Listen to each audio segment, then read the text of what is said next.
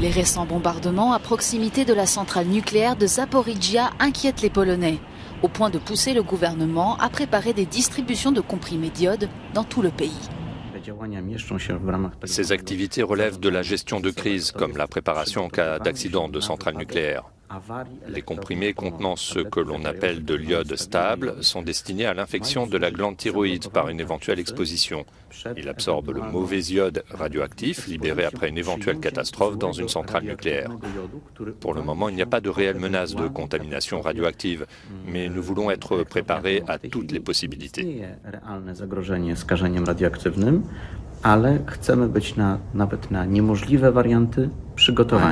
Plusieurs écoles, mairies et casernes de pompiers ont été transformées en points de distribution, comme ici à Milanovec.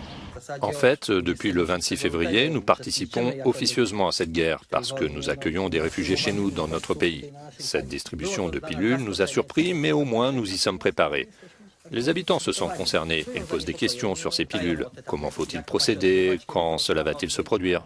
Mais aussi des questions sur les effets secondaires. Je ne sais pas quel effet cela aura sur mon enfant. Cette distribution de comprimés doit être avant tout rapide et efficace, sans vérification supplémentaire des personnes intéressées.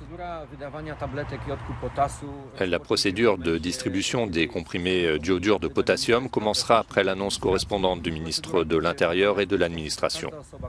Toute personne intéressée par ces comprimés se rendra au point de distribution. Les comprimés seront donnés aux personnes jusqu'à l'âge de 60 ans et aux enfants, avec le consentement écrit de leurs parents.